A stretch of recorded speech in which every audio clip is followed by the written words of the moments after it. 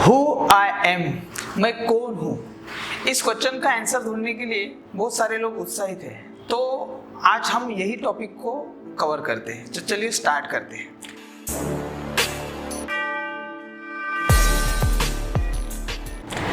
एक स्टोरी से स्टार्ट करेंगे।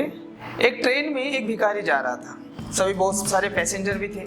तो बहुत सारे पैसेंजर को हर एक पैसेंजर को क्या कर रहा था, भीख मांग रहा था। तो कोई दे रहे थे, कोई नहीं दे रहे थे। तो एक सेठ जी के पास में वो भीख मांगते मांगते पहुंचा और सेठ जी को बोलता है कि सर मुझे कुछ दे दीजिए। तो सेठ जी बोलते हैं तू कौन है?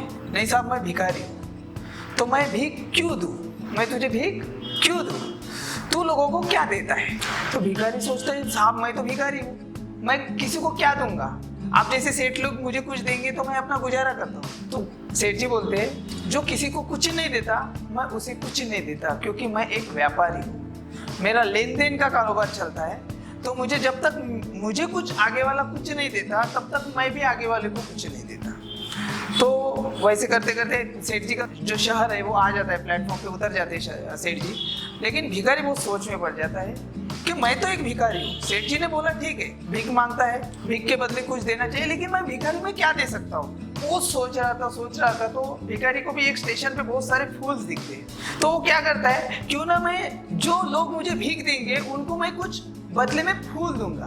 तो यानी लेन देन का कारोबार चालू हो जाता है सेठ जी के कहे मतलब। तो वो भिखारी बहुत सारे फूलों को जाके तोड़ता है, सभी फ्री रहते हैं रेलवे स्टेशन के आसपास कहीं भी देखेंगे तो भिखारी क्या करता है, दूसरे दिन से जो भी उनको भिखारी को भीख देता था उसको वो बदले में फूल दिया करता था। तो ऐसे दिन गुजरने लगे तो भिखारी को एहसास होने लगा कि पहले के बदौलत आज बहुत ज्यादा भीख मिल रहा है। यानी पहले वो कुछ नहीं देता था लेकिन आज भीख के बदले फूल दे रहा है, तो यानी उसका गल्ला बढ़ रहा था। लेकिन जैसे जैसे भिखारी के फूल खत्म हो जाते थे तो भिखारी को एक बात जहन में आने लगी कि जैसे फूल खत्म हो जाते थे तो वैसे लोग भीख देना भी कम कर देते थे। तो दूसरे दिन कुछ दिनों के बाद में फिर वही सेठ जी वो ट्रेन में दिखे। भिखारी ने बोला सर आपको देने के लिए मेरे पास कुछ है, आप मुझे कुछ भीख देंगे तो मैं आपको फूल दूंगा। तो सेठ जी को भी बहुत अच्छा लगा, सेठ जी ने कुछ पैसे दिए, भिखारी ने भी उसको फूल दिया। तो सेठ जी को भी बहुत अच्छा लगा। तो सेठ जी ने फिर से एक बात बोला, आज तो तू मेरे जैसा व्यापारी बन गया। वो वर्ड बोलते ही भिखारी के दिमाग में कुछ लाइट बल्ब जलने लगा। फिर सेठ जी का स्टेशन आया, सेठ जी उतर के चले गए। लेकिन भिखारी को समझ में नहीं आया कि वो सेठ जी ने ऐसा क्यों बोला कि आज तू भी मेरे जैसा व्यापारी बन गया। तो सेठ जी जैसे ही चले गए और भिखारी जैसे प्लेटफॉर्म के नीचे उतरा तो वो भगवान को शुक्रिया अदा करते हुए आसमान की देखते हुए चिल्लाने लगा, मैं भी एक व्यापारी बन गया और सेठ जी ने मुझे ट्रिक दे दी। तो सभी प्लेटफॉर्म के लोग भिखारी पागल हो गया करके देखने लगे। लेकिन उस दिन के बाद भिखारी वो ट्रेन में या ट्रेन के आसपास प्लेटफॉर्म में कभी नहीं दिखा। डायरेक्ट 2 साल के बाद में वो भिखारी ट्रेन में सफर कर रहा था। तो जो सेठ जी थे वो भी ट्रेन में सफर कर रहे थे उसी दिन, और वो भिखारी जाके सेठ जी को बोला सर आपने मुझे पहचाना?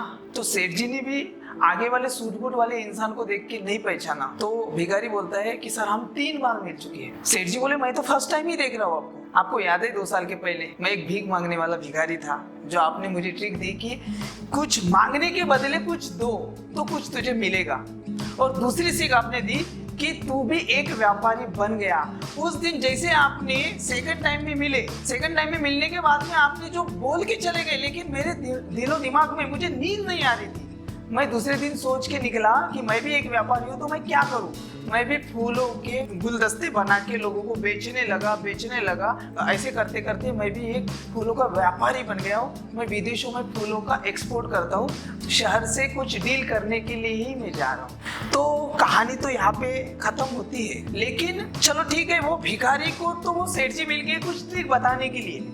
हमारे लाइफ में भी ऐसी अपॉर्चुनिटीज आती है, लाइटली बोलते बोलते कोई सेशन में, कोई ट्रिक में, कोई बड़े, कोई बुजुर्ग बोलते बोलते ऐसी कोई शिक्षा दे जाते हैं कि हमें लाइफ में बहुत सारा अचीवमेंट मिल सकता है। लेकिन हम उनके थॉट को, उनके पॉइंट्स को नहीं पकड़ लेते और हम लाइटली जिंदगी निकाल लेते हैं। और जिंदगी के बहुत सारे पड़ाव पार करने के बाद में जब हमारी उम्र लास्ट स्टेज में आ जाती है या 40, 50, 60 के आसपास में आ जाती है, तब जाके हम जिंदगी का सार लेते हैं और आगे वाले को कुछ बताते हैं जिंदगी के एक्सपीरियंस। लेकिन वही एक्सपीरियंस, एक आधी ट्रिक अगर हम जो बची कुची लाइफ के जीने के बाद में करने से बेटर हम यंग जनरेशन में वो ट्रिक सीख लेते और वो ट्रिक के बदौलत हम अपने लाइफ में कुछ इंप्लीमेंट कर सकते हैं, तो हमारी जिंदगी भी बहुत ही ज्यादा खुशनुमा हो जाएगी। तो हमें किसी को पूछने की जरूरत नहीं है कि हु आई एम, मैं कौन हूँ। आपको अपने अंदर झांक के देखना है कि मैं कौन हूँ। जिस दिन आप बोल दिए कि मैं भगवान हूँ,